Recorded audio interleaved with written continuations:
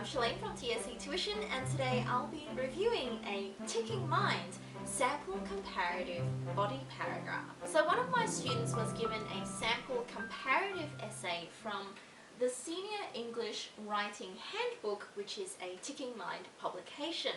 And I thought it would be interesting to have a look at it together. Today I'm only going to be looking at the body paragraph, and the texts that it discusses are Gattaca and George Orwell's 1984. Let's have a look. So the prompt is 1984 and Gattaca both present bleak visions of dystopian societies. Now it's strange that there's no command after that. Usually it's a discuss or it's a do you agree. So far I'm not seeing either of these commands, which is a little bit strange, and I wouldn't expect that for a year 11 or a year 12 prompt. But let's have a look at that first body paragraph. Gattaca and 1984 are each set worlds where powerful organizations set to control their individuals in order to create what they believe is a better society. I think as a topic sentence, it's okay. Like, it tells me what they are going to write about in the body paragraph. Grammatically, I think there's a typo in there. I'm not sure what's happening. But you know, hey, we all have off days, that's okay. The product of this control is not in fact a perfect place to live, but rather a grim environment of conformity and fear where individuals have lost the thing that gives them their humanity, individuality. I think as an explanation sentence, in order to elaborate on the topic sentence, that's fine. My only concern is that I can see that this is not a long body paragraph, and by the time we've gotten to this sentence, we're about a third of the way in. If my student wrote that for me, I would ask the student to move into their text one, their first text that they're going to talk about immediately, and save the sentence for later when they're going to compare the explanations of the two texts. Because right now, that sentence in this position, in that second sentence position, it's not going to get them any marks. It's not analyzing any evidence.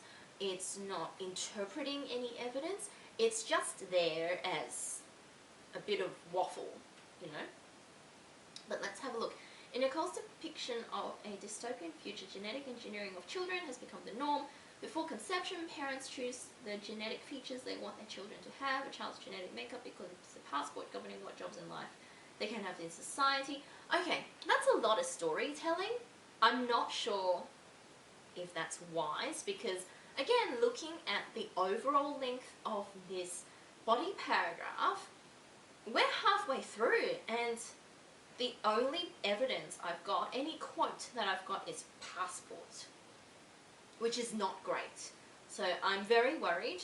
If my student gave this to me to rewrite and to edit together, I would say we need to cut out that second sentence, move it later on down the body paragraph, and then all of this that I've just read needs to be like half a sentence, and then we need to move into more substantial evidence. The opening shot of the film, oh, there we go, where we see a colourless, featureless factory line of workers, yes, going into the Gattaca Corporation, establishes that the product of trying to make all humans perfect is actually to make them the same. Okay, great. The technology and, oh, we're moving on to, oh, okay, that was quick. There's no analysis of evidence there. It's just presented. Here's an opening shot. This is what we see. But it's not actually analysing anything, and it's not really giving me very much to mark as well. So I would say this is not a great start. It's not a great first half of a body paragraph. Okay, but we're now moving on to 1984. The technology in Orwell's dystopian world of 1984 might be different. Okay, but the society is the same soulless, grim place as Gattaca. Okay, that's a great linking sentence, but I am worried that we are now 2/3 into a body paragraph and I've yet to see any real analysis. In 1984's Big Brother. In 1984, Big Brother is the powerful government that controls its citizens through a pervasive surveillance program of listening devices, cameras and spies. Yes, it's a society in which you had to live, yes, great quote, in the assumption every time you made, blah blah blah, scrutinized, meaning that there seemed to be no colour in anything. Okay, I'm not loving the placement of the quote. It's a great quote. They are fantastic quotes to use, but because this whole sentence is so dominated by these two long quotes, there's no space for this writer to really examine or interpret or analyze anything. It's just, here's a quote,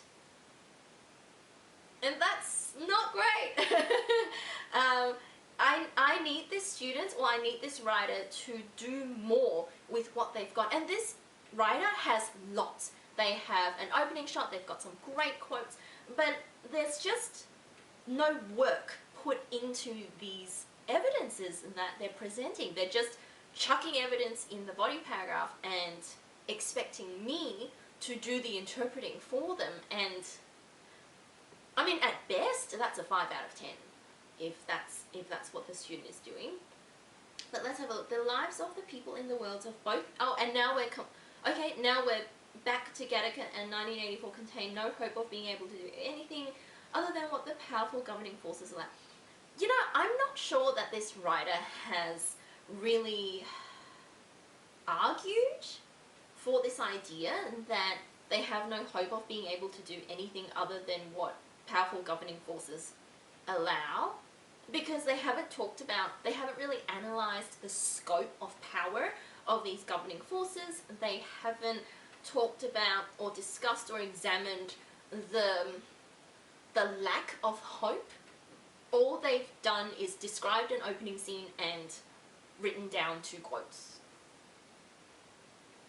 That's it. So I would say, as a body paragraph, I'd probably give this somewhere around a 5 out of 10. It's great in terms of the textual accuracy of what they're reporting. Like, that is the scene that they're describing. These are actual quotes that are relevant to what this person is supposed to be talking about in the body paragraph. But in terms of demonstrating understanding and awareness and the ability to interpret and pull apart the meanings of language that's being used, whether film language or actual written language, it's not there. I'm not seeing very much of it here.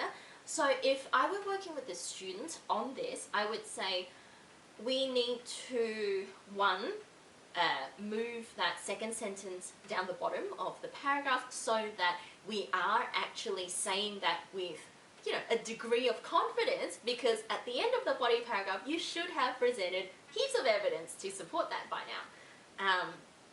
And the other thing that I would say to the student is that we need to eliminate all of those fluff sentences. Like, there are just so many of them that's just there for storytelling purposes. It's not doing anything else. It's just taking up space. And, you know, like, time is precious in a SAC and in an exam. You don't want to be spending time writing things that are not going to get you marks. That's just the way it is. So I would work with this student on eliminating those fluff sentences so that they would have time to write those explain sentences or evaluation sentences where they're actually going to get marked for. So I hope that was helpful. As always, like and subscribe to all of our social media channels so that you get our latest tips and tricks to achieving your best in your English subject. And if you'd like to get some one-to-one tutoring, whether online or face-to-face, please contact us and we can send someone to you. Thanks for watching.